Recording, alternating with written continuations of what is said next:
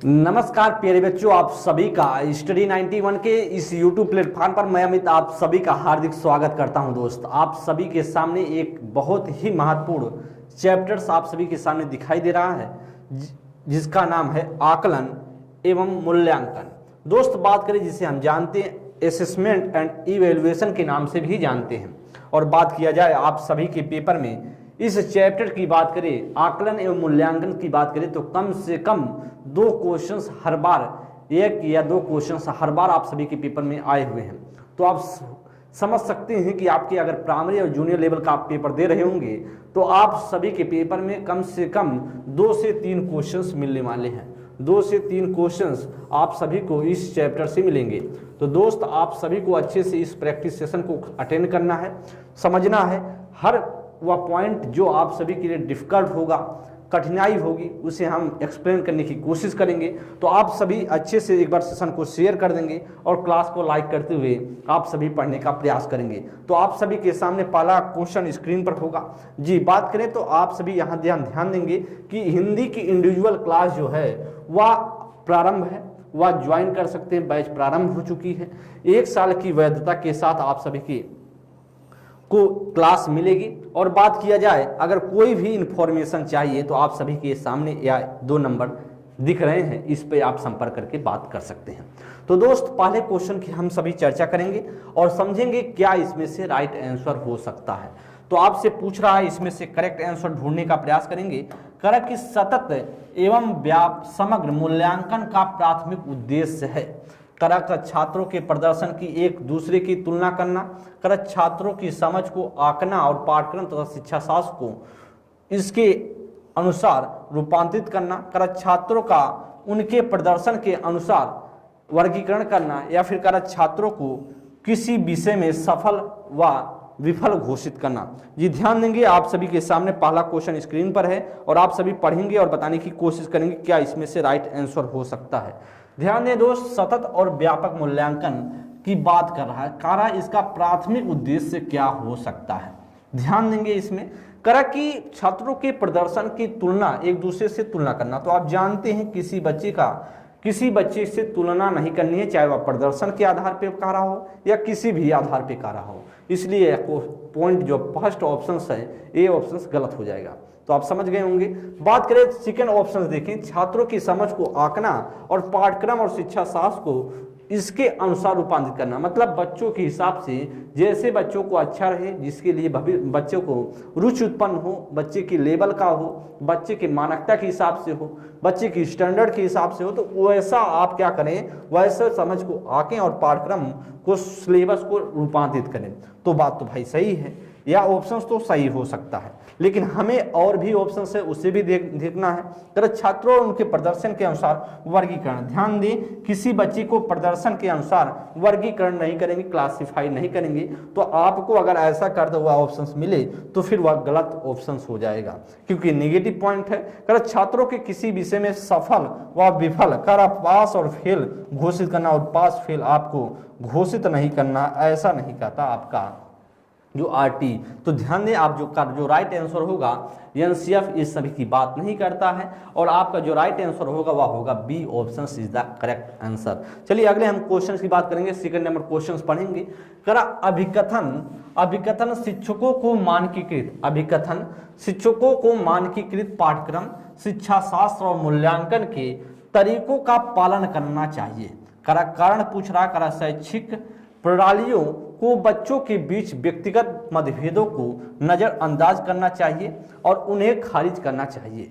करा ए और बी दोनों सही हैं, और ए और करा आर सही व्याख्या करता ए की। फिर करा ए आर दोनों सही हैं, लेकिन आर सही व्याख्या नहीं करता ए की। या फिर करा ए सही हैं और आर गलत हैं, या ए और आर दोनों गलत हैं। पहले आप सेंटेंस कथन को पढ़ेंगे, फिर तर्क लगाएंगे, और आप सभी के लिए बहुत महत्वपूर्ण क्वेश्चन है, और ऐसे क्वेश्चंस आप सभी के पेपर में देखने को मिलते हैं। क्वेश्चंस पहले अच्छे से समझ लेंगे और फिर बताएंगे इसमें से क्या राइट आंसर हो सकता है। ध्यान दें दोस्त, कहा कि शिक्षकों को मानकीकृत पाठ्यक्रम, मैंने आपको बार बार बताया कि मानकीकृत पाठ्यक्रम नहीं होना चाहिए।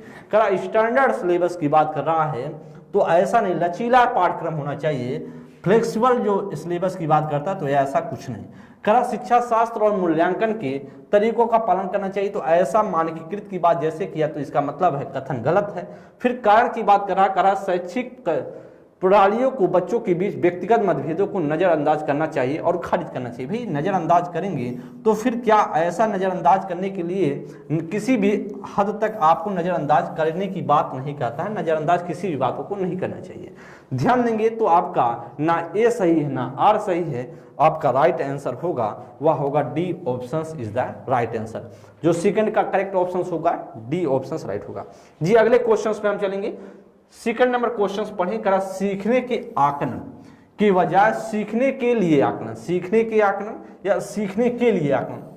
मतलब सीखने के आकलन का मतलब होता है कि बाद में किया जाता, सीखने के आकलन के बाद आपने क्या सीखा उसका आकलन के बजाय कर रहा है सीखने के लिए आकलन। मतलब आपको क्या आकलित करने के लिए पहले या सीखने से पहले पूर्व में होता है या बाद में होता है या पूर्व में होता है। जब आप सीख जाते हैं तो सीखने के बाद सीखने के आकलन किए जाते हैं, और सीखने के लिए आकलन कब होते हैं कि जब आप सीखे नहीं होते उसके पहले जो आका जाए कि आपका जो पूर्व ज्ञान है कितना आप जानते हैं उसके बारे में अगर आका जाता है आकलन किया जाता है, जिसका मतलब सीखने के लिए आकलन। करा की वजह पर ध्यान केंद्रित करना सुनिश्चित करने के लिए इसमें से क्या शामिल करना महत्वपूर्ण होगा।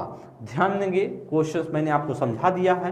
करा स्वमूल्यांकन, सहकर्मी मूल्यांकन, करा गुणात्मक प्रतिक्रिया, करा मात्रात्मक मापदंडों के आधार पर छात्रों के बीच तुलना। ध्यान देंगे मेरे साथी, तो आपको मैंने बताया सीखने के बाद के बजाय सीखने के पहले पर सुनिश्चित करना चाहिए, ध्यान केंद्रित करना चाहिए। तो आप जानते हैं स्वमूल्यांकन यह तो बात तो बनती है। सहकर्मी मूल्यांकन मतलब साथ कोई हो उसका आपका मूल्यांकन करे, यह भी बात सही है।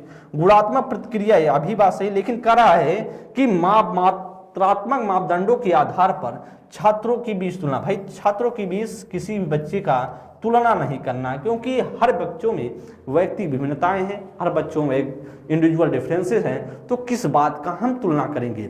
जो इसका मतलब आप ध्यान दें फर्स्ट सेकंड और थर्ड जो आपका होगा वही राइट आंसर होगा, जिस ऑप्शन में मिल रहा होगा वही सही होगा।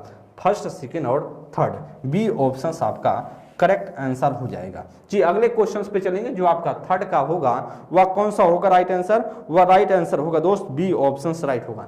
जी अगले क्वेश्चन पे हम चलेंगे, ध्यान देंगे। फोर्थ नंबर क्वेश्चन पढ़ें और फिर ध्यान देंगे।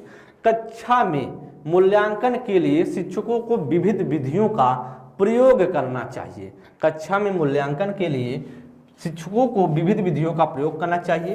करा एक कक्षा में बच्चे की सफलता और असफलता को केवल पेपर पेंसिल परीक्षा के द्वारा सही और पूर्ण रूप नहीं निर्धारित किया जा सकता है। करा ए और आर दोनों सही हैं और आर सही व्याख्या करता ए की। करा ए सही है और ए और आर दोनों सही है, लेकिन आर ए की व्याख्या नहीं करता। करा ए सही है लेकिन आर गलत है, या फिर ए और आर दोनों सही हैं। ध्यान देंगे मेरे बच्चे और ध्यान देंगे, क्योंकि क्वेश्चंस ऐसे क्वेश्चंस आप सभी के पेपर में कूट जैसे क्वेश्चंस पूछे जाते हैं और बताएंगे इसमें से क्या राइट आंसर। कारण कक्षा में मूल्यांकन के लिए शिक्षकों को विविध विधियों का इस्तेमाल करना चाहिए। देखिए हाँ भाई, अगर किसी बच्चे का इवैल्यूएशन कर रहे हैं और उसके विविध तरीके अपनाने चाहिए, मतलब अलग अलग परिप्रेक्ष्य में बच्चों का मूल्यांकन करें कि बच्चा किस क्षेत्र में, मतलब हर क्षेत्र में अच्छा परफॉर्मेंस कर रहा है कि नहीं कर रहा है। तो इसीलिए जो आपका मूल्यांकन का तरीका होना चाहिए वह विविध विधियों के द्वारा होना चाहिए बच्चों को। तो इसका मतलब कथन सही है। अब मैं कारण की बात कर रहा हूँ। एक कक्षा में बच्चे की सफलता और असफलता करा कि केवल पेपर पेंसिल, मतलब सिर्फ परीक्षा के द्वारा ही हम सभी सही और पूर्ण तरीके से निर्धारित नहीं किया जा सकता। मान लीजिए कोई बच्चा पेपर के दौरान उसकी तबीयत खराब है, वह बच्चा अस्वस्थ है और बच्चा फेल हो जाता है, तो क्या बच्चा पढ़ने में अच्छा नहीं था। लेकिन वही बात करा कि केवल पेपर पेंसिल पर परीक्षा आधारित ना होकर के वह पूर्ण रूप से निर्धारित नहीं किया जा सकता किसी बच्चे का। इसका मतलब कारण भी सही है और कथन भी सही है। इसका मतलब आपका हो जाएगा ए और आर दोनों सही हैं और आर व्याख्या जो करता है ए की सही व्याख्या भी करता है। चलिए नेक्स्ट क्वेश्चन से हम बात करेंगे। मान लीजिए चलिए बच्चा अगर पेपर पेंसिल से पेपर पेंसिल में मान लीजिए फेल हो जाता है, कोई दूसरा प्रक्रिया अपनाए, अगर उसमें अच्छा परफॉर्मेंस करता तो ठीक है। चलिए ध्यान देंगे।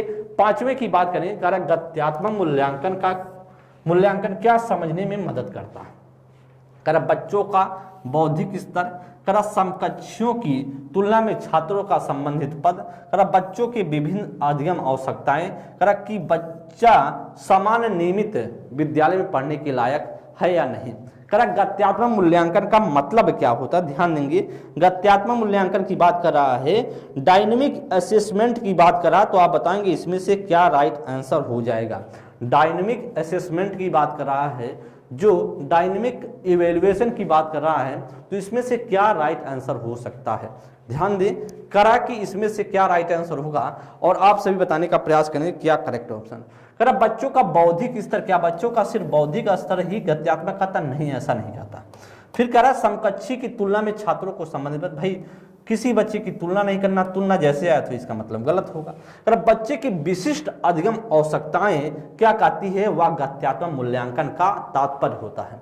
जो बच्चों का विशिष्ट अधिगम आवश्यकताएं हैं वही क्या कहलाती है, गत्यात्मक मूल्यांकन कहलाती है। मतलब गत्यात्मक मूल्यांकन क्या समझने में मदद करती है, तो बच्चे की विशिष्ट अधिगम आवश्यकताओं को समझने में मदद करती है कि बच्चों को क्या लर्निंग में आवश्यकताएं हैं, क्या उसको स्पेसिफिक समझाया जाए, बात को किस बात की लर्निंग अच्छी तरीके से कराई जाए, वही कहलाती है गत्यात्मक डायनेमिक जो इवैल्यूएशन कहलाती है।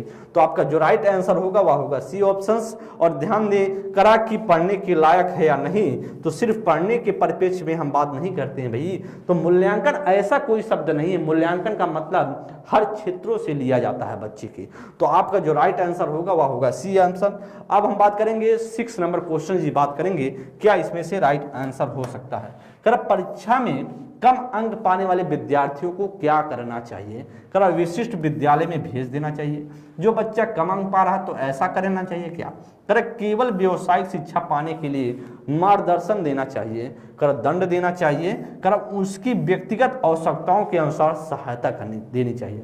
ध्यान दें, अगर कोई बच्चा कम अंक पा रहा है, नंबर कम पा रहा है, तो उसको हम क्या करेंगे, उसको कह रहा कि विशिष्ट विद्यालय में भेजेंगे। किसी बच्चे को विशिष्ट विद्यालय में नहीं भेजते हैं, वह बच्चा पूरी तरीके से वह श्रवण बाधित हो या पूरी तरीके से उसको दिखाई ना देते हो, तो फिर विशिष्ट विद्यालय में हम भेज सकते हैं। लेकिन ध्यान दें, लेकिन हम क्या करेंगे, विशिष्ट विद्यालयों में भेजना चाहिए, कम अंक पाने वालों को नहीं, ऐसा कुछ नहीं कहता समावेशी, तो इसका मतलब गलत होगा। कर केवल व्यवसायिक शिक्षा पाने के लिए मार्गदर्शन करना चाहिए। भाई आप गलत अंक कम पा रहे हैं तो आपको व्यवसायिक शिक्षा सिर्फ देनी चाहिए केवल, तो ऐसा भी नहीं है भाई, व्यवसायिक शिक्षा दें, लेकिन उसके साथ साथ अगर बच्चा चाहता हो तो जो भी क्षेत्र में चाहता उस क्षेत्र में भी उसको पढ़ाएं। अगर सिर्फ कहता केवल की बात करें, केवल व्यवसायिक शिक्षा, तो केवल व्यवसायिक शिक्षा का मतलब हो गया केवल लगने से वैसे भी निगेटिव होगा, और लेकिन केवल व्यवसायिक शिक्षा दें, उसके साथ साथ और भी शिक्षा देनी चाहिए। दंड देना चाहिए, बच्चे को लगे मारने पीटने, क्या बच्चा फेल हो गया, कम अंक लाया तो उसको मारेंगे पीटेंगे, नहीं, ऐसा भी नहीं होगा, क्योंकि उसकी मानसिक जो बौद्धिक क्षमता है उतना ही है, तो बच्चा क्या कर सकता है, तो उसके लिए मारेंगे पीटेंगे नहीं भाई। अगर बात करें उसकी व्यक्तिगत आवश्यकताओं के अनुसार सहायता देनी चाहिए। जो बच्चे की व्यक्तिगत आवश्यकताएं हैं उसके अनुसार क्या करें, आप हेल्प करेंगे, तो यही सबसे बेटर ऑप्शन होगा। D option is the right answer. अब हम बात करेंगे 7 नंबर क्वेश्चंस और पढ़ेंगे, आप सभी बताने का प्रयास करेंगे क्या राइट आंसर होगा। कथन और कारक से क्वेश्चन स्क्रीन पर है, पहले आप पढ़ लेंगे। कथन क्या करा, शिक्षकों को बच्चों का आकलन करने के लिए विभिन्न प्रकार की आकलन और विधियों का प्रयोग करना चाहिए। तो बात तो भाई सही है, बच्चों का आकलन करने के लिए विभिन्न प्रकार के आकलन विधियों का प्रयोग तो करना चाहिए। कर कोई भी एक मूल्यांकन तकनीक बच्चे की प्रगति और विकास के क्षेत्र के बारे में जानकारी प्रदान करने में सक्षम नहीं है। करा कि आप ध्यान देंगे, सक्षम नहीं है। करा ए और आर दोनों सही हैं और आर सही व्याख्या करता एक ही। कारण ए और आर दोनों सही हैं, लेकिन आर सही व्याख्या नहीं करता एक ही। ए सही है लेकिन आर गलत है, ए आर दोनों गलत हैं। ध्यान देंगे मेरे बच्चे, इसमें से बताएंगे क्या राइट आंसर हो सकता है। क्वेश्चंस पढ़ लेंगे, बेहतरीन क्वेश्चन है और ऐसे क्वेश्चन आप सभी के पेपर में दिखाई देते हैं, ऐसे क्वेश्चन आप सभी के पेपर में दिखाई देते हैं। मैं बात करता हूं कर बच्चों के आकलन करने के विभिन्न प्रकार के आकलन दें। ध्यान दें, अगर किसी बच्चे का आकलन कर रहे हैं तो आपको आकलन करने के जो तरीका हो विभिन्न प्रकार से हो। बच्चे को एक ही कोई मापदंड ना बनाए कि अगर इस मापदंड पे बच्चा खरा उतर रहा है मतलब पास हो रहा है तो इसका मतलब है और भी उसका मापदंड होना चाहिए। तो विभिन्न प्रकार के आकलन विधियों का प्रयोग करना चाहिए। तो या तो बात तो सही है कथन।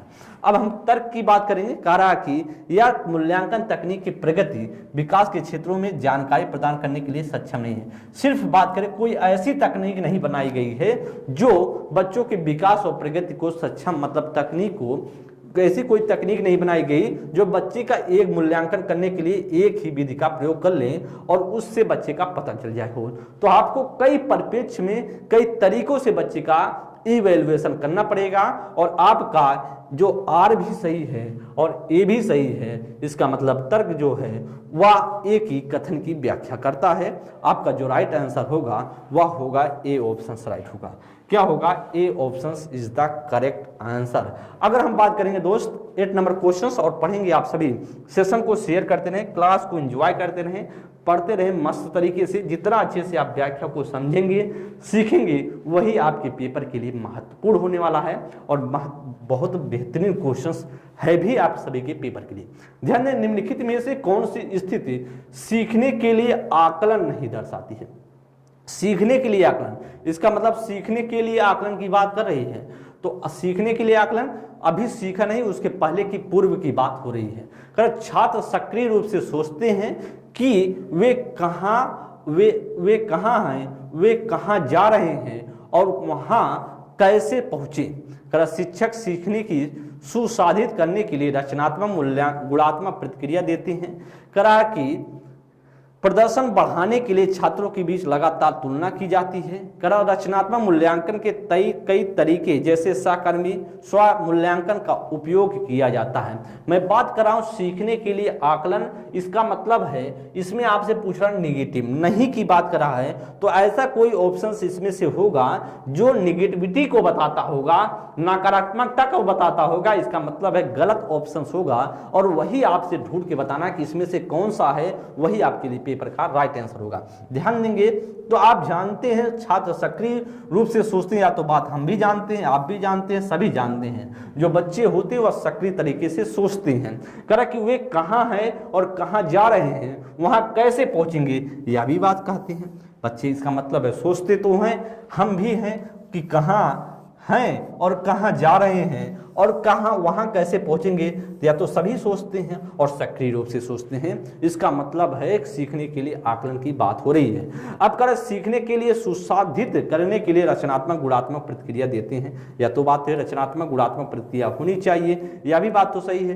कर कि प्रदर्शन बढ़ाने के लिए छात्रों की भी तुलना की जाती है। भाई प्रदर्शन बढ़ाने के लिए तुलना करेंगे तो बच्चों में क्या होगी, ईर्ष्या भावना पैदा होगी और बच्चे एक दूसरे से जलेंगे। एक बच्चा दूसरे बच्चे से ईर्ष्या की भावना होगी, जेलसी हो जाएंगे और बच्चे और फिर परफॉर्मेंस सही तरीके से नहीं कर पाएंगे। आपका जो राइट आंसर होगा वही सी ऑप्शन होगा, क्योंकि निगेटिव ऑप्शन है वही आपका आंसर होगा।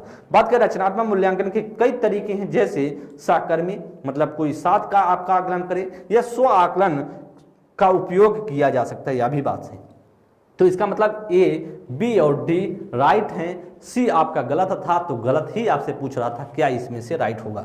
ध्यान देंगे अगले क्वेश्चंस पर। हम 9 नंबर क्वेश्चंस और पढ़ेंगे दोस्त और बताने का प्रयास करेंगे। कह रहा है बच्चों के मूल्यांकन के बारे में निम्नलिखित में से कौन सा कथन सही नहीं है। इसका मतलब आपको कोई इसमें से ऑप्शंस ढूंढना है जो निगेटिव को बताता हो, निगेटिविटी को, नकारात्मक ऑप्शन होगा, वही आपका क्या होगा, राइट आंसर होगा। ध्यान दें, मूल्यांकन का प्रयोग सीखने को सुसाध्य करने के लिए किया जाना चाहिए, तो बात तो भाई सही है।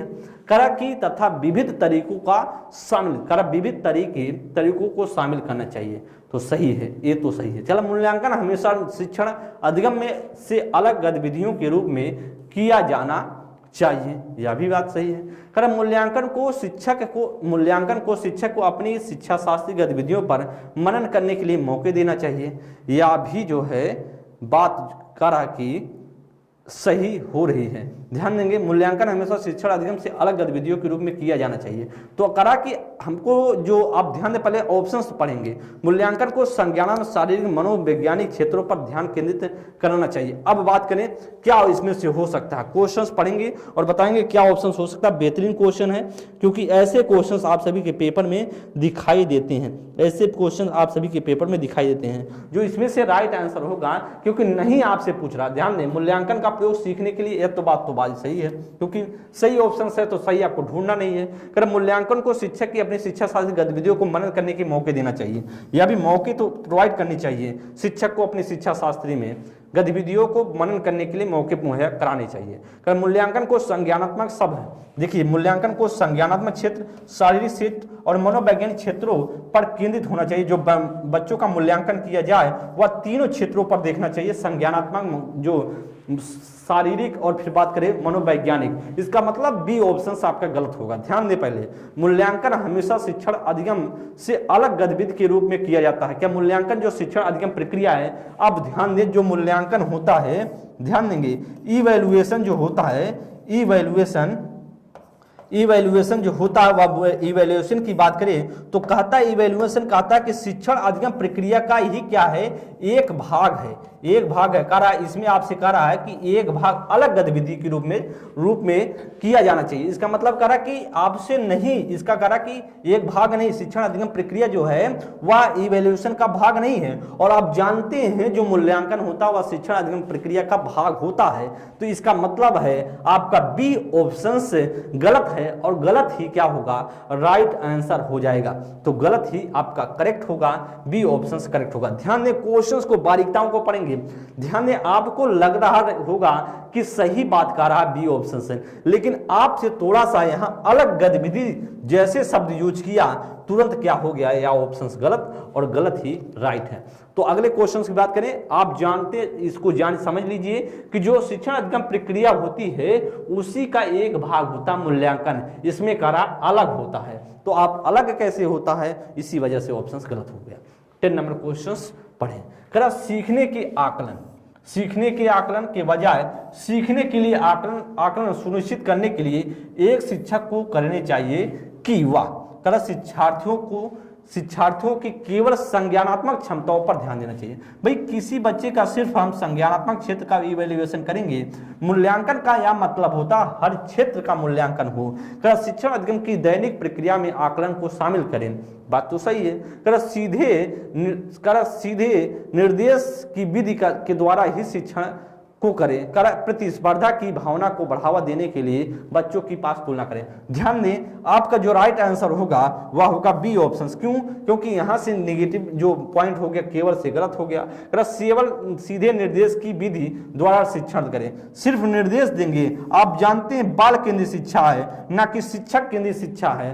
किसी बच्चे को निर्देश नहीं देना है, बच्चे को परामर्श देना है, बच्चे को अपने देख रेख में आगे बढ़ाना है। इसका मतलब है आपका सी भी ऑप्शंस क्या होगा, गलत हो जाएगा। सी भी ऑप्शंस गलत होगा, और ए तो वैसे ही गलत है। और जैसे ही स्पर्धा आया, कंपटीशन की भावना को बात की, तो इसका मतलब है तुरंत गलत। और उसके साथ साथ करा बच्चों की बीच तुलना पर जोर देना चाहिए। उसके साथ साथ तुलना की बात कर रहा है, इसका मतलब प्रतिस्पर्धा भी गलत और तुलना से भी गलत हो गया। और इसका मतलब है आपका राइट आंसर जो होगा वह B option is the right answer हो जाएगा। क्या हो जाएगा? बी ऑप्शन आपका करेक्ट हो जाएगा जी। अगले क्वेश्चंस पे हम चलेंगे। 11 नंबर क्वेश्चंस जी पढ़ें और फिर बताने का प्रयास करेंगे। दोस्त, क्वेश्चंस को समझते चलें और सीखते चलें। जितना आप अच्छे से सीखेंगे वही आपके लिए महत्वपूर्ण होगा। एक बाल केंद्रित कक्षा में मूल्यांकन क्या है? एक बाल केंद्रित शिक्षा में क्या होता है मूल्यांकन, ऐसा आपसे पूछ रहा है। कुछ सामयिक परीक्षाओं द्वारा किया जाता है, मतलब कोई परीक्षाएं होती है वही मूल्यांकन का भाग होता है। लिखित वस्तुनिष्ठ परीक्षाओं द्वारा किया जाता है क्या? बिल्कुल नहीं किया जाता है, को सीखने की प्रक्रिया का अभिन्न अंग माना जाता है। तो आप बताइए इसमें से क्या होता है? 11 नंबर के लिए ध्यान देंगे, 11 नंबर के लिए क्या ध्यान देंगे, इसमें से क्या राइट आंसर हो जाएगा? चाइल्ड सेंटर्ड की बात कर रहा है, जो इवैल्यूएशन की बात कर रहा है वह कैसा कर रहा है? चाइल्ड सेंटर्ड की बात कर रहा है, मतलब बाल केंद्रित की बात कर रहा है। तो ध्यान दें, आप जानते हैं दोस्त, आप जानते हैं किसी बच्चे का परीक्षाओं से ही मूल्यांकन नहीं किया जाता है। ध्यान दें, करक केवल लिखित वस्तुनिष्ठ, मतलब उनको ऑब्जेक्टिव क्वेश्चन से ही पर मूल्यांकन हो जाएगा, नहीं करक बिल्कुल नहीं किया जाता है, मतलब बिल्कुल नहीं किया जाता, मूल्यांकन होता ही नहीं, ऐसा कह रहा है। तो आप जानते हैं जो मूल्यांकन होता है वह क्या होता है, वह शिक्षण सीखने की प्रक्रिया, जो मूल्यांकन होता है वह सीखने की प्रक्रिया का एक भाग होता है। क्या होता है? सीखने की प्रक्रिया का एक भाग होता है। आप जानते हैं वह अभिन्न अंग होता है। और राइट आंसर जो हो जाएगा वह हो जाएगा D option is the right answer. क्या हो जाएगा? वह डी ऑप्शन राइट होगा। क्वेश्चंस के ऑप्शंस को कैसे हटाना है या आपको सीखना है, जब आप सीख ले जाएंगे तो फिर प्रैक्टिस के तौर पर जब आप क्वेश्चन को सॉल्व करेंगे बहुत स्पीड से पेडागोजी क्वेश्चन को करेंगे। अगले क्वेश्चन पे हम चलते हैं। 12 नंबर के लिए बताएंगे कर मूल्यांकन का उद्देश्य क्या है। कर मूल्यांकन का उद्देश्य क्या भाई? कर अभी अधिगमकर्ताओं में असफलता का डर पैदा करना, कर कुछ बुरे प्रदर्शन के लिए बच्चों को शर्मिंदा करना, कर अधिगमकर्ताओं के प्रदर्शन की एक दूसरे से तुलना करना, या फिर कर अधिगमकर्ताओं को सीखने की प्रक्रिया में मदद करने के तरीके खोजना। बहुत महत्वपूर्ण है। और फिर बताएं इसमें से, और जैसे आप सभी ने क्वेश्चंस पढ़े होंगे तुरंत आप समझ गए होंगे। कर पर्पज ऑफ असेसमेंट की बात कर रहा है, मतलब आपसे पूछ रहा है पर्पज ऑफ इवैल्यूएशन की बात कर रहा है, तो इसका क्या उद्देश्य है? आप जानते हैं क्या मूल्यांकन का उद्देश्य होता है? किसी के भीतर डर पैदा करना कि भाई डरा दे, भगा दे, और बच्चे को जब मूल्यांकन करें तो मूल्यांकन का मतलब डर पैदा करना नहीं होता है। तो या तो बात तो गलत हो गया क्योंकि नेगेटिव वर्ड है। कर बुरे प्रदर्शन के लिए बच्चों को शर्मिंदा करना, भाई बच्चों को जब बच्चा अच्छा स्कोर नहीं लाया, बच्चा परफॉर्मेंस बहुत अच्छे से नहीं कर पाया, क्या उससे आप शर्मिंदा करेंगे? शर्मिंदा करेंगे तो वैसे भी परफॉर्मेंस नहीं कर पाएगा। उसे बताएं, उसे कहें बेटा कहाँ गलतियाँ किया तुमने, कहाँ तुमको दिक्कत है, उसको सुधार करें। आप ऐसा करेंगे तो बच्चा अगली बार जब आप कोई चीज़ एक्टिविटीज़ के माध्यम से मूल्यांकन बच्चे का करेंगे तो फिर बच्चा परफॉर्मेंस अच्छा करेगा। तो अब का इसका मतलब है शर्मिंदा किसी भी हालत में किसी व्यक्ति का नहीं करना चाहिए, चाहे हम हों, चाहे आप हो, या छोटा बच्चा हो, या कोई व्यक्ति हो, किसी भी इंसान की शर्मिंदा करना, आप किसी बच्चे का, किसी व्यक्ति का शर्मिंदा नहीं करना चाहिए। क्यों? क्योंकि हर व्यक्ति अपना सेल्फ रिस्पेक्ट होता है, हर व्यक्तियों का अपना सेल्फ रिस्पेक्ट होता है। तो शर्मिंदा करेंगे तो फिर आप उसको बच्चे को सिखा नहीं पाएंगे, इसका मतलब यह गलत हो जाएगा। अगर अधिगमकर्ताओं के प्रदर्शन की एक दूसरे से तुलना, जैसे तुलना शब्द आया तो आपको लग गया होगा गलत होगा।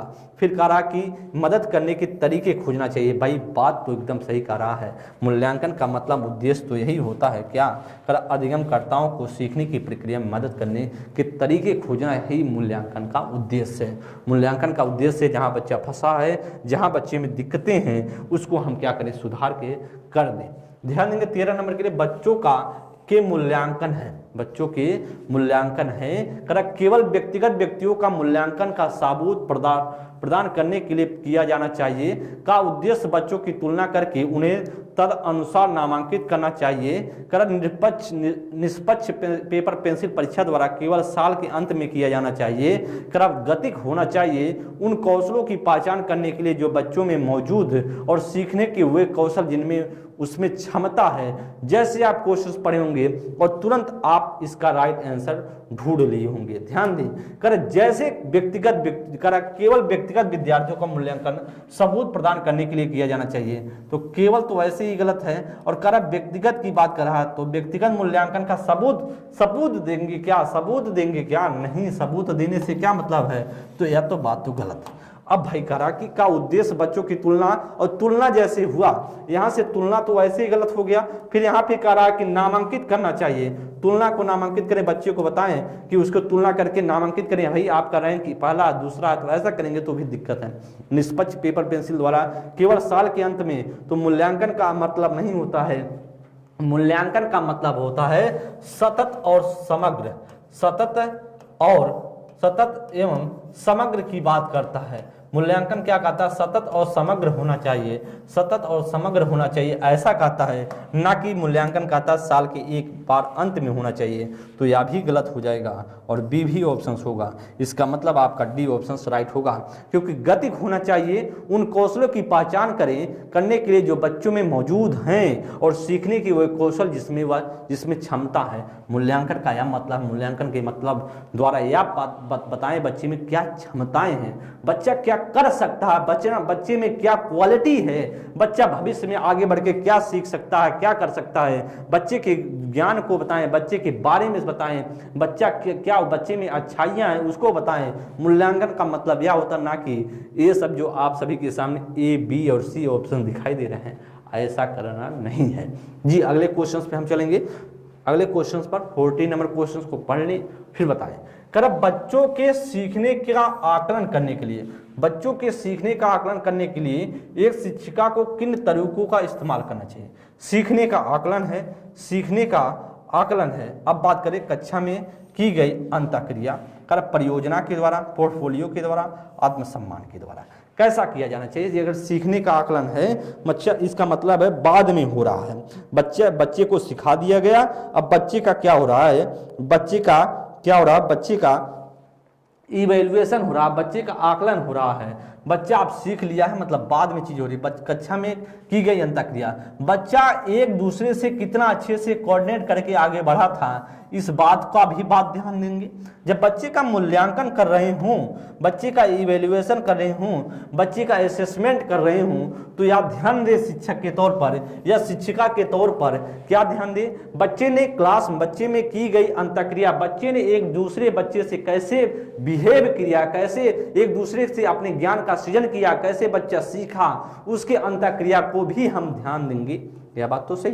कर परियोजना, बच्चे ने जो प्रोजेक्ट हुआ उसमें क्या चीजें करी, अच्छा किया कि नहीं, कैसे क्या, उसकी बात भी करेंगे। पोर्टफोलियो की मतलब बात करें, पोर्टफोलियो की बात करता है कि जैसे पूरा बच्चे का होल, बच्चे ने क्या क्या एक्टिविटीज की उसका भी हो, आत्म आकलन भी हो, बच्चा खुद से आकलन करे, तो इसका मतलब आपका हो जाएगा दोस्त, वह हो जाएगा आपका सी ऑप्शन। इसका मतलब है आपका फर्स्ट, सेकेंड, थर्ड और फोर्थ सभी के सभी राइट आंसर हैं। अगले क्वेश्चन पे हम चलेंगे, नेक्स्ट क्वेश्चन पर 15 नंबर के लिए, और बताएं क्या राइट आंसर होगा। 15 नंबर के लिए कर मूल्यांकन के बारे में निम्नलिखित में से कौन सा कथन सही नहीं है।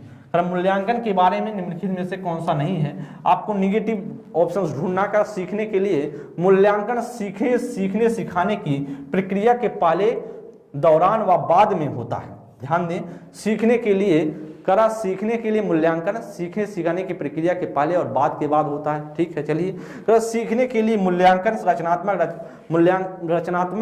मूल्यांकन पर केंद्रित होना चाहिए, बात तो बात सही है भाई। मूल्यांकन की प्रक्रिया गतिक होनी चाहिए, यह भी एक बात तो सही करा। मूल्यांकन में मानकीकृत उपकरणों के उपयोग पर ध्यान देना चाहिए, तो आप जानते हैं मूल्यांकन पर मानकीकृत पर जोर देंगे क्या, ध्यान दें बच्चे पर जो मानकीकृत पर ध्यान देंगे नहीं, लचीलेपन उपकरणों पर ध्यान देंगे, और यही ऑप्शन हो गया आपका गलत। क्या होगा यहाँ पर, लचीलापन होता, लचीलापन क्या होता,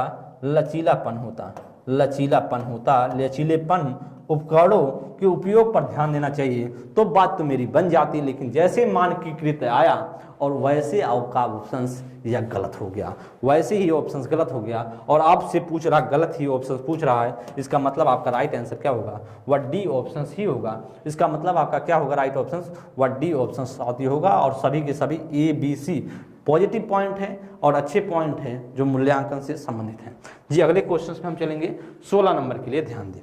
करा है कि आकलन के संदर्भ में राष्ट्रीय शिक्षा नीति 2020 क्या प्रस्तावित करती है। आकलन के संबंध में, असेसमेंट के संबंध में जो NEP 2020 आई थी, 2020 आई थी, वह किस पर जोर देती है। कारण विश्लेषण और आलोचनात्मक सोच जैसे उच्च क्रम के कौशल पर परीक्षण, प्रत्यय स्मरण आधारित वस्तुनिष्ठ प्रश्न के परीक्षण, आकलन के योगात्मक तरीके, परीक्षा के लिए सीखना। आप ध्यान दें, आकलन की बात करता है NEP जो करता था, जो लिखा गया, आप जब NEP 2020 NEP 2020 पढ़ते हैं तो सीधा रखा गया आकलन का जो उद्देश्य होगा वह प्रस्तावित करती है कि विश्लेषण और आलोचनात्मक सोच जैसे उच्च क्रम के कौशल का परीक्षण किया जाए, ना कि प्रत्यास्मरण आधारित हो। यह बात तो गलत होगा। कर आकलन की योगात्मक नहीं रचनात्मक तरीके की बात करता है, यहाँ बात गलत हो गई। परीक्षा के लिए सीखना सिर्फ आप एग्जाम के लिए सीख रहे हैं क्या? नहीं, एग्जाम से नहीं होगा तो आप नहीं सीखेंगे, तो ऐसा भी नहीं है। आपका क्या राइट आंसर हो जाएगा? वह होगा ए ऑप्शन करेक्ट हो जाएगा। क्या हो जाएगा? वह ए ऑप्शन आपका राइट आंसर हो जाएगा। क्योंकि देख ध्यान देने का यहाँ प्रत्यास्मरण की बात कर रहा है ना, रिकॉल की बात कर रहा है। रिकॉल की बात, प्रत्यास्मरण का मतलब क्या होता है? रिकॉल होता है। कर रिकॉल पर आधारित होना चाहिए, बेस्ड बनाकर बात कर रहा है, रिकॉल बेस्ड होना चाहिए जो परीक्षाएं, तो ऐसा भी नहीं होना चाहिए। तो आपका जो NEP कहता है जैसा मैंने बताया वही कहता है। ध्यान दें, मूल्यांकन का केंद्र क्या होना चाहिए? करा इवैल्यूएशन का जो सेंटर होना चाहिए कैसा होना चाहिए? करा कि अध्ययनकर्ता क्या नहीं कर सकता इसका चित्रण करना चाहिए। करा कक्षा के दूसरे बच्चों की तुलना में अध्ययनकर्ता के प्रदर्शन का स्पष्टीकरण करना चाहिए। करा मानव वर्ग में बच्चों की लेबलिंग करना चाहिए। करा अध्ययनकर्ताओं क्या और कैसे सीख रहा है इसका वर्णन करना चाहिए। मूल्यांकन का जो केंद्र होता है भैया वह क्या और कैसे सीख रहा है इस पर होना चाहिए। मूल्यांकन का मतलब यह होता है, मूल्यांकन कहता है जो अध्ययन करता है, जो लर्नर है, जो सीख रहा है, जो लर्निंग कर रहा है, लर्नर है, जो अध्ययन करता है वह कैसे सीख रहा है, क्या और कैसे सीख रहा है इसका वर्णन करना है मूल्यांकन का केंद्र, ना कि अध्ययनकर्ता क्या नहीं कर सकता है। भाई क्या कर सकता उसकी हम बात करेंगे, क्या नहीं कर सकता उसकी हम क्या बात करेंगे। इसका मतलब आप में कितना दम है उसकी बात हम करेंगे, तुम में क्या दम नहीं है उसकी बात मैं बात करूंगा, ऐसा नहीं है। तुम में कितनी हिम्मत है, तुम क्या कर सकते हो उसकी बात करता मूल्यांकन। करा कि क्या नहीं कर सकते हो मतलब नहीं ही बात करेंगे, मतलब पॉजिटिव चीजें नहीं खोजेंगे, आपकी निगेटिविटी खोजेंगे, तो ऐसा नहीं मूल्यांकन का मतलब होता है। और जैसे ही तुलना शब्द आया और तुलने से क्या हो गया गलत। करा कि बच्चों की लेबलिंग, बच्चे को एक लेवल देखेंगे, बच्चों को मानव वर्ग के बच्चों को लेवल देखेंगे कि भाई तुम किस लेवल पे हो, नहीं भैया। चलिए आपका जो राइट आंसर होगा वह होगा डी ऑप्शन। क्या होगा? 17 का साथी वह हो जाएगा आपका डी ऑप्शन राइट हो जाएगा। क्या हो जाएगा? 17 का आपका डी आंसर हो जाएगा जी। अगले क्वेश्चंस पे हम चलेंगे, नेक्स्ट क्वेश्चंस पर, और क्वेश्चंस को अच्छे से समझिए। 18 नंबर के लिए आप एक अध्यापक हैं, चलिए मैं एक अध्यापक हूं या आप भी अध्यापक हैं, जो विश्वास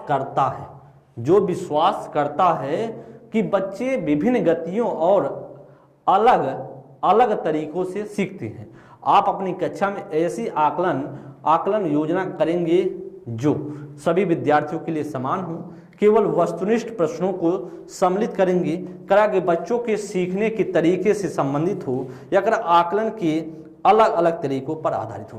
क्या ऐसा कोई, आप इसमें से क्या करेंगे? आप टीचर के रूप में क्या करेंगे? क्वेश्चंस पढ़ें और फिर बताएं क्या होगा। मैं क्वेश्चंस तो पढ़ ही रहा हूं और आप भी क्वेश्चंस पढ़ा करें। आप एक अध्यापक हैं, ठीक भाई, मैं तो एक अध्यापक हूं और आप भी एक अध्यापक, क्योंकि आप भी ट्रेनिंग ले चुके हैं। आपको सर्टिफिकेट चाहिए, इसके बाद आप सुपर टेट, आप अपने अपने स्टेट के चीज़ों को जो भी आपके सरकार पेपर कराती है उसको पास करके एक अध्यापक ही बनेंगे। करा कि जो विश्वास करता है कि बच्चे विभिन्न गतियों और अलग अलग तरीकों से सीखते हैं। आप अपनी कक्षा में कैसे आकलन करेंगे? करा सभी बच्चों के लिए समान हो, ऐसा कुछ नहीं। आप अपनी कक्षा में ऐसी आकलन योजना करेंगे जो सभी बच्चों के लिए समान हो। क्यों ऐसा करेंगे भैया? जब बच्चे में इंडिविजुअल डिफरेंसेस हैं,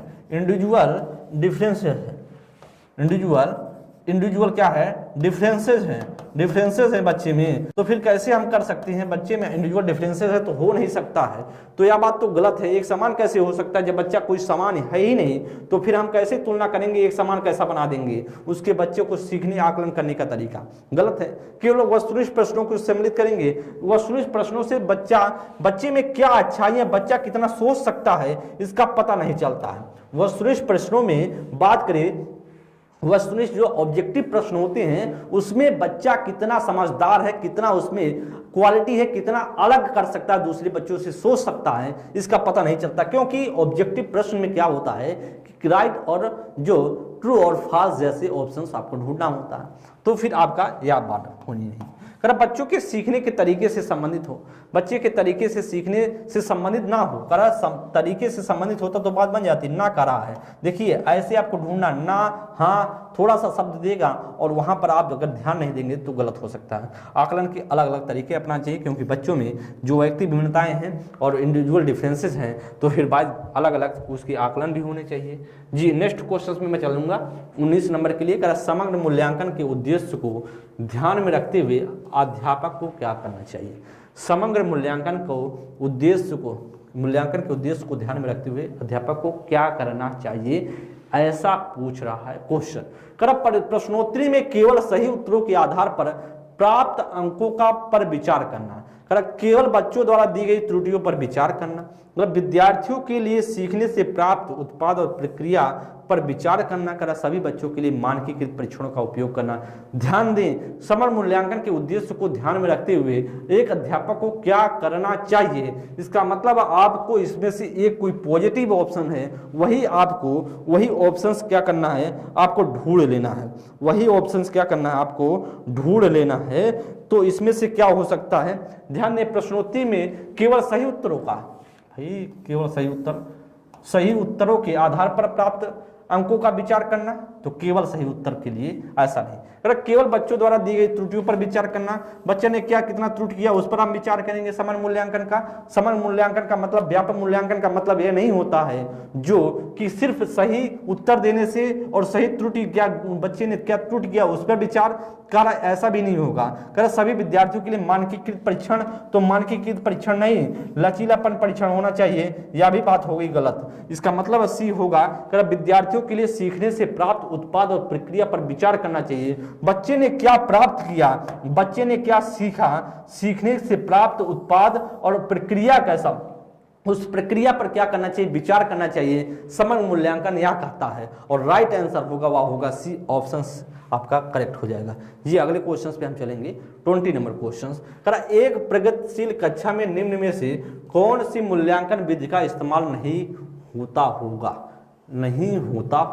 इसका मतलब आपसे नेगेटिव ऑप्शंस। करा अध्यापिका के द्वारा मननशील जर्नल का इस्तेमाल करना, करा स्व मूल्यांकन और समकक्षी मूल्यांकन, करा केवल मानक केंद्रित मूल्यांकन पर आश्रय, करा विद्यार्थियों के पोर्टफोलियो पर आकलन। ध्यान दें, इसके लिए बताएंगे, क्वेश्चंस पढ़ लेंगे और बताने की कोशिश करें क्या राइट आंसर हो सकता है। ध्यान देंगे क्वेश्चंस क्या हो सकता है राइट आंसर। करा कि आपसे पूछ रहा नेगेटिव ऑप्शन ढूंढना है, क्या करना, नेगेटिव ऑप्शन ढूंढना। तो आप समझ पा रहे होंगे, जैसे मानक निर्देशित मूल्यांकन की बात की और केवल जैसे लगा तो वैसे ही गलत हो गया, फिर उसमें से एक मानक भी शब्द रख दिया, इसका मतलब गलत। और गलत ही क्या हो जाएगा, गलत ही आपका क्या होगा, वही राइट हो जाएगा। गलत ही क्या होगा, राइट होगा, क्योंकि आपसे सामने पूछ रहा है नेगेटिव, मतलब जो गलत है वही आपको ऑप्शन ढूंढना, इसका मतलब आपका सी ऑप्शन होगा। क्योंकि स्व मूल्यांकन भी होता, सब मूल्यांकन भी होना चाहिए प्रगतिशील कक्षा में। पोर्टफोलियो द्वारा तैयार करना चाहिए, या भी विद्यार्थियों को पोर्टफोलियो तैयार करना चाहिए, क्योंकि पोर्टफोलियो में क्या होता है, बच्चे का समग्र बच्चा कितना प्रगति किया है, बच्चे ने कितना प्रोग्रेस किया है, उसका रिकॉर्ड रखा जाता है पोर्टफोलियो में। तो आपका डी ऑप्शंस बी भी और ए भी सही है। और क्योंकि आपसे नेगेटिव पूछ रहा है तो नेगेटिव ही पॉजिटिव हो जाएगा, मतलब सही आंसर होगा और आपका राइट आंसर होगा वह सी ऑप्शन राइट होगा। ये 21 नंबर के लिए ध्यान देंगे। करा कि सतत और व्यापक मूल्यांकन में सतत का क्या अभिप्राय है, सतत और व्यापक मूल्यांकन। ध्यान दें, सतत और व्यापक मूल्यांकन दो शब्द हैं और उसमें से आपसे पूछ रहा सतत का क्या मीनिंग होगा, मतलब सतत का क्या मीनिंग होने वाला है। अध्यापन के दौरान विभिन्न उपकरणों का उपयोग करते हुए छात्रों का साथ साथ मूल्यांकन करना और एवं उनकी सहायता करना, कर अंकों, ग्रेड और अन्य प्रकार के छात्रों की उपलब्धि की सतत तुलना करना, कर निश्चित अंतराल पर पूरे शैक्षणिक वर्ष में औपचारिक पेपर पेंसिल से परीक्षा लेना, कर समय समय पर बच्चों की स्मरण और प्रत्याह्वान को योग्यता का मापन करना। ध्यान दें, जैसे आप क्वेश्चन देखे होंगे तो फिर आप तुरंत समझ पाए होंगे क्या पूछने का प्रयास करा। सतत का मतलब है पर डे कुछ न कुछ बच्चे में सुधार, सतत का मतलब है कि बच्चे में जो भी गलतियां हो रही है उसको सुधारते चलें, सिखाते चलें, सुधारते चलें, सिखाते चलें। बच्चों का मतलब लगातार उसमें प्रोसेस होता रहे, लगातार कुछ ना कुछ सुधार होता है। जितना भी गलतियां कर रहा बच्चा, बस उनकी सुधार को करते चलें, पढ़ाते चलें, सिखाते चलें। तो इसमें वैसा ऑप्शंस आपको ढूंढना है। तो अगर अध्यापन के दौरान मतलब पढ़ाते समय करेक्ट विभिन्न उपकरणों का प्रयोग करते हुए जो विभिन्न तरीके हैं, विभिन्न शिक्षण सिद्धांत हैं, जो शिक्षण के सूत्र हैं, उनका उपयोग करते हुए छात्रों का साथ साथ मूल्यांकन एवं उसकी सहायता भी करना चाहिए। साथ साथ क्या करें, उसका इवेल्युएशन करें, और जो भी बच्चा उसमें गलतियां कर रहा है उसको सुधारने का प्रयास करें, सहायता करने का प्रयास करें। मैंने आपको यही बताया, इसका सतत का मतलब यही होता है, और राइट आंसर हो जाएगा आपका ए आंसर। कर अंकों, ग्रेड एवं व अन्य प्रकार के छात्रों की उपलब्धि का सतत तुलना, जैसे सतत तुलना आया और फिर इसमें ग्रेडिंग की बात कर रहा है और अंकों के प्रकार को नापने की बात कर रहा है। सतत तुलना करें, एक बच्चे से तुलना करें, भाई तुमने इतना नंबर पाया है, तुम इतना नंबर पाए हो, आपका नंबर इतना कम है, आपका नंबर इतना है। अगर तुलना करोगे तो बच्चा क्या हो जाएगा, बच्चा सीखने में जैसे जैसे बच्चा पिछड़ता जाएगा, बच्चा हतोत्साहित होता जाएगा। जैसे जैसे जब आप तुलना करेंगे, ध्यान दें, जब भी आप पढ़े रहे होंगे, छोटे रहे होंगे, जब भी तुलना किया जाता रहा होगा, मतलब नंबर कम आता रहा होगा हमेशा से, तो आप हमेशा से हतोत्साहित होते चले जा रहे होंगे और कभी सीखने का नया प्रयास कभी नहीं किए होंगे कि मैं भी आगे निकल जाऊं। जैसे ही तुलना होगा, और तुलने में काम ही ऐसा होता है कि बच्चा पिछड़ता ही पिछड़ता है, जो बच्चा कमजोर होता है। तो आपको क्या करना है, आपको ऐसा कुछ नहीं करना है, ऐसा आपको कुछ नहीं करना है। कारण निश्चित अंतराल पर पूरे शैक्षणिक वर्ष में औपचारिक पेपर की तरह, मतलब एक परीक्षा लें, एक औपचारिक पेपर लें, टाइम टेबल निकालें कि भाई पेपर होगा, तो व्यापकता का मतलब है, ना कि सतत का मतलब है। इसका मतलब सी भी नहीं होगा, ना बी होगा, और इसका मतलब समय समय पर बच्चों के समय समय पर बच्चों की स्मरण और प्रत्याह्वान की योग्यता का मापन। तो भाई स्मरण की रट्टा, बच्चा कितना रट्टा मारा है, प्रत्याह्वान की योग्यता को नापेंगे, ऐसा भी नहीं करना है। व्याख्या को ध्यान दे, जितना व्याख्या को ध्यान देते चलेंगे वही आपके लिए यूजफुल होगा, वही आपके लिए इंपॉर्टेंट होगा। जी अगले क्वेश्चंस पर, नेक्स्ट क्वेश्चंस की बात करेंगे 22 नंबर के लिए। ध्यान देंगे, कर निर्माणात्मक आकलन का प्रयोग मुख्यतः क्या है। निर्माणात्मक आकलन का मुख्यतः क्या प्रकार है। कर शिक्षकों को तार्किक आधार पर परीक्षा पत्र तैयार करने के लिए किया जाता है। कर शिक्षकों को बेहतर योजना बनाने और विद्यार्थियों को सहयोगात्मक और गैर मूल्यांकन प्रतिपुष्टि देने के लिए किया जाता है। कर विद्यार्थियों में परीक्षा देने के बेहतर कौशल विकसित करने के लिए किया जाता है। या फिर कर अलग अलग क्षमताओं वाले विद्यार्थियों को उपयुक्त रूप से पहचान करने के लिए किया जाता है। क्या होता है निर्माणात्मक कौशल, क्या होता है निर्माणात्मक कौशल, ध्यान देंगे क्या होता है निर्माणात्मक कौशल। इस बात को आप लोग क्या करेंगे, ध्यान देंगे। तो आप लोग ध्यान देंगे निर्माणात्मक कौशल क्या होता है, फॉर्मेटिव असेसमेंट क्या होता है, फॉर्मेटिव असेसमेंट क्या होता है, जिसे हम ध्यान में लिख देता हूं मैं। फॉर्मेटिव असेसमेंट क्या होता है, फॉर्मेटिव असेसमेंट क्या होता है, असेसमेंट क्या होता है, प्रयोग क्या होता है। तो आप ध्यान दें, इसका मतलब क्या होता है बताएंगे, क्या होता है राइट आंसर। फॉर्मेटिव असेसमेंट का मतलब क्या होता है, ध्यान दें, इसमें क्वेश्चंस पढ़ें। तो इसका मतलब कर शिक्षकों को तार्किक आधार पर परीक्षा पत्र तैयार करना है, ये तरीका परीक्षा पत्र तैयार करना नहीं होता है। परीक्षा पत्र तैयार करना इसका मीनिंग नहीं होता निर्माणात्मक आकलन का। कोई चीज नया सीखना, कर शिक्षकों को बेहतर योजना एवं विद्यार्थियों को सहयोगात्मक और गैर मूल्यांकित प्रतिपुष्टि देने के लिए कहना, मतलब फीडबैक देने के लिए कहने के लिए यही निर्माणात्मक मूल्यांकन आकलन का मतलब होता है। और राइट आंसर होगा बी। कर में परीक्षा देने के लिए बेहतर कौशल विकसित करने के लिए किया जाता है, परीक्षा के लिए नहीं, परीक्षा के लिए नहीं। अलग अलग क्षमताओं वाले विद्यार्थियों की उपयुक्त रूप से पहचान, अलग अलग जो क्षमताएं वाले बच्चे हैं उनकी हम पहचान करेंगे, ऐसा भी नहीं, तो ऐसा भी नहीं करना है, पहचान भी नहीं करना है। इसका मतलब आपका होगा वह बी ऑप्शन सेलेक्ट हो जाएगा। क्वेश्चंस और हर क्वेश्चंस का एक्सप्लेनेशन ही आपके लिए महत्वपूर्ण है। मैं बार बार कह रहा हूँ, सेशन को शेयर करते रहें और क्लास को एंजॉय करते रहें। किसी शिक्षक के सीखने का मूल्यांकन सुनिश्चित करने के लिए, किसी शिक्षक के सीखने का मूल्यांकन सुनिश्चित करने के लिए क्या होना चाहिए। अंकों के आधार पर विद्यार्थियों में तुलना करनी चाहिए। जैसे ही तुलना आया वैसे ही आपका, इसका मतलब गलत ऑप्शन है। जैसे ही तुलना आया इसका मतलब गलत है भाई। चलिए अगले बात करते हैं। प्रत्येक बच्चे के कार्य और विश्लेषण करना और उनके अवबोध में अंतर ज्ञात करना चाहिए। किसी मूल्यांकन परीक्षा में केवल हाँ या ना के प्रश्न होने चाहिए, केवल हाँ ना के प्रश्न होने चाहिए, नहीं ऐसा नहीं। आपका वस्तुनिष्ठ नहीं होना चाहिए, आपका जो वस्तुनिष्ठ नहीं होना चाहिए, आपका क्या होना है, विस्तृत वाला क्वेश्चन होना चाहिए, जो आपका बोला जाता है क्या, जो आपसे बोला जाता है लघुत्तरी प्रश्न, मतलब अपने शब्दों में कुछ लिखने के लिए, और जैसे विस्तृत प्रश्न होते हैं उसमें कुछ आप लिखें, कुछ नया देखें। करेक्ट। बच्चों की स्मरण शक्ति का पेपर पेंसिल परीक्षा के लिए परखना, भाई पेपर पेंसिल जैसे आया सिर्फ मूल्यांकन का यही उद्देश्य होगा, नहीं। पेपर पेंसिल के लिए परीक्षा जैसे आया, परीक्षा की बात तो एकदम नहीं करता है। परीक्षा और इच्छा शब्द बहुत गलत वर्ड है, समझ रहे हैं। इसका मतलब गलत वर्ड का मतलब है कि या जो आपके सीटेट के पेपर के लिए, ध्यान दें आपका राइट आंसर होगा वह प्रत्येक बच्चे के कार्य का विश्लेषण करना और उनके अवबोध में अंतर ज्ञात करना, मतलब उनके समझ में क्या अंतर हुआ। अवबोध का मतलब होता समझ।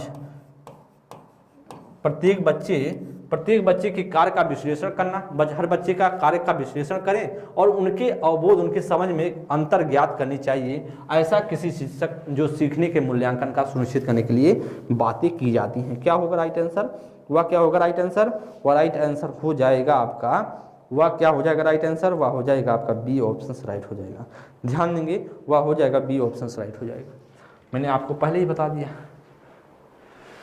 निम्न में से कौन सा कथन मूल्यांकन हेतु मानकीकृत परीक्षणों के संदर्भ में सही नहीं है, सही है में सही है। आपको मतलब सही खोजना है, मानकीकृत परीक्षणों के संदर्भ में बात कर रहा है, मतलब मानकीकृत परीक्षण होता क्या है अभी आपको समझ में आ जाएगा। क्वेश्चन पढ़िए। छात्रों में अपसारी चिंतन को प्रोत्साहित करता है मानकीकृत परीक्षण, क्या नहीं, ऐसा तो नहीं करता। कि अब बात करें मूल्यांकन के सख्त ढांचे संरचनाओं पर आधारित है। वे अध्ययनकर्ताओं की आवश्यकताओं और विविधताओं पर आधारित विभिन्न विधियों का प्रयोग करते हैं। वे मानते हैं कि प्रत्येक व्यक्ति भिन्न गति से सीखता है। बताएं मानकीकृत का मतलब क्या होगा, मानकीकृत का मतलब क्या होता है, मानकीकृत का मतलब क्या होता है, इस पर ध्यान देंगे।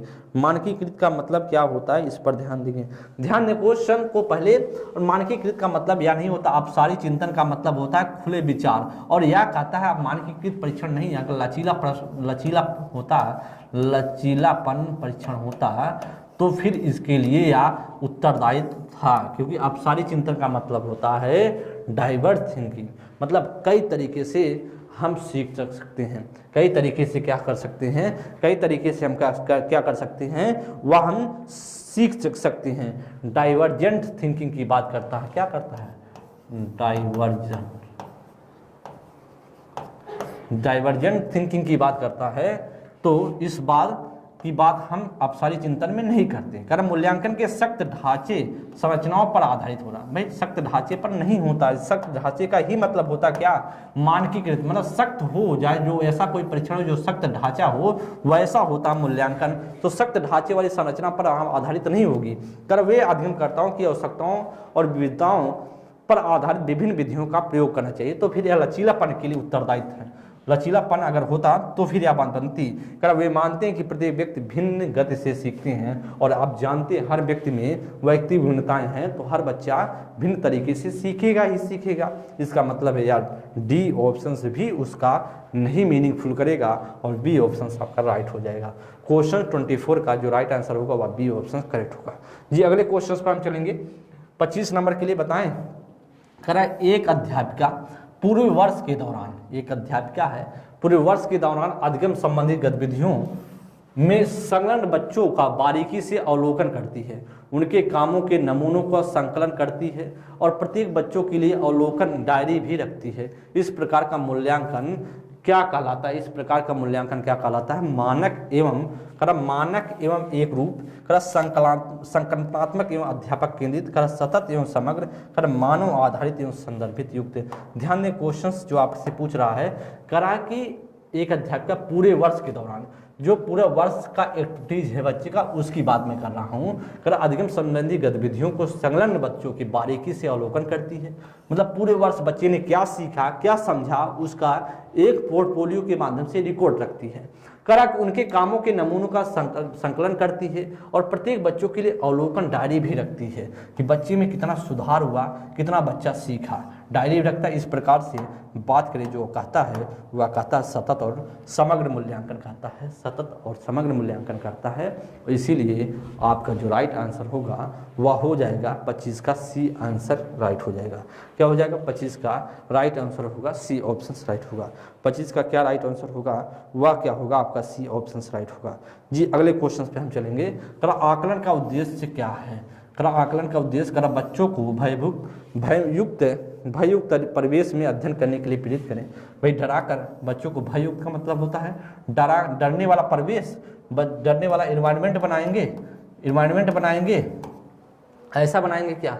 बच्चे का जो भयमुक्त बच्चा वाला डरने वाला माहौल बनाएंगे? एकदम बात गलत है। करा कि बच्चों को धीमी गति से सीखने वाले प्रखर और समस्यात्मक रूपों में चिन्हित करेंगे। कहीं देखेंगे कि जो आकलन का उद्देश्य ऐसा है जो बच्चा धीमी गति से सीख रहा है, जो बच्चा प्रखर और बहुत समस्यात्मक रूप से चिन्हित करेंगे, ऐसा भी नहीं करेंगे।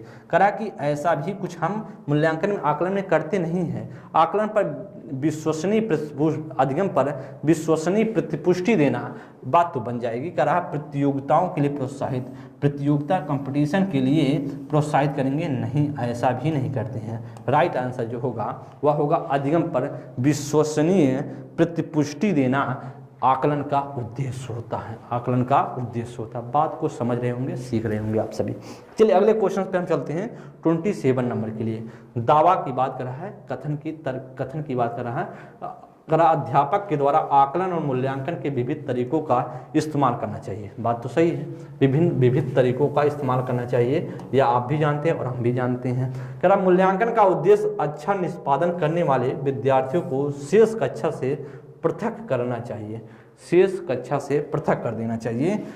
ए और आर दोनों सही हैं और आर व्याख्या करता एक ही, ए और आर दोनों सही हैं लेकिन आर सही व्याख्या नहीं करता एक ही, ए सही है लेकिन आर गलत है, ए और आर दोनों गलत हैं। क्वेश्चंस पढ़ लेंगे और बताएंगे क्या राइट आंसर होगा। क्वेश्चंस पढ़ लेंगे क्या राइट होगा। देखिए आप जो कथन की बात किए, जो दावे की बात किए, वह तो भाई बात तो सही है, वह बात सही है कि विभिन्न तरीके अपनाने चाहिए, लेकिन यहाँ पर ध्यान दें करा मूल्यांकन का उद्देश्य अच्छा निष्पादन करने वाले विद्यार्थी को शेष कक्षा से पृथक कर देना चाहिए। करा जो बच्चा अच्छा परफॉर्मेंस कर रहा है, जो अच्छा परफॉर्मेंस कर रहा है, उन्हें अलग क्लासरूम में अलग कक्षा में क्लास में बैठाना चाहिए। ऐसा कहता है क्या? समावेशी कहता है दो दोस्त, समावेशी कहता है जो बच्चे को बैठाएं, चाहे उसमें समावेशी कक्षा कहता है, चाहे उसमें सामान्य हो या फिर उसमें जुड़ा हुआ विशिष्ट बच्चा हो। तो कह रहा विशिष्ट को अलग कर देना चाहिए, विशिष्ट को नहीं, समान और विशिष्ट को एक साथ बैठाने की बात करता है समावेशी शिक्षा, और यह बात फॉलो नहीं हो रहा समावेशी की बात। इसलिए आपका कथन तो, आपका दावा तो सही है, लेकिन आपका जो तर्क है वह तर्क बेबुनियाद है, और इसलिए ए सही है और आर क्या है? गलत हो गई। ए सही है और आर क्या है? गलत है। ध्यान देंगे नेक्स्ट क्वेश्चंस पर। आपका राइट आंसर होगा C option is the right answer. अगले क्वेश्चंस पर हम बात करेंगे। 28 नंबर क्वेश्चंस को पढ़ें। मूल्यांकन को क्या सूचित करना चाहिए? मूल्यांकन को क्या सूचित करना चाहिए? करा कि वह कार्य जो विद्यार्थी नहीं कर सकता, सूचित करने के लिए करा वह कार्य जो विद्यार्थी नहीं कर सकता, ऐसा करता है क्या? नहीं। दूसरों की तुलना में विद्यार्थियों का प्रदर्शन, तुलना जैसे आया भाई तुरंत हो गलत हो गया। वैसे ही विद्यार्थी क्या और कैसे सीख रहा है का विस्तृत ब्यौरा। उपयुक्त उपनाम जैसे मंद बुद्धि, कुशल बुद्धि इत्यादि से विद्यार्थियों का उल्लेख। भाई मूल्यांकन का मतलब यह नहीं है कि जो बच्चा कमजोर है दिमाग से, बच्चा उसको मंद बुद्धि वाला बुलाएंगे, और जो अच्छा पढ़ने में कुशल बुद्धि के नाम से बुलाएंगे। तो ऐसा भी किसी बच्चे को किसी बच्चे का उसके जो मानसिक स्तर है उससे खिलवाड़ नहीं करना है। मतलब खिलवाड़ का मतलब समझिए कि किसी बच्चे का मज़ा नहीं लेना है क्लास में, और जब मज़ा लेते हैं तो बच्चे, आप जानते हैं बच्चा निराश होगा, गुस्सा होगा, और एक दिन आएगा, 2 दिन आएगा, तीसरे दिन अपने आप चल देगा। तो फिर आप पढ़ाने आए थे, भगाने आए थे, आप खुद अपने आप को डिसीजन ले सकते हैं, अपने आप का डिसीजन ले सकते हैं। और इसलिए आपका ना बी डी होगा और ना बी होगा, और ना ही वह होगा ए, राइट आंसर होगा सी।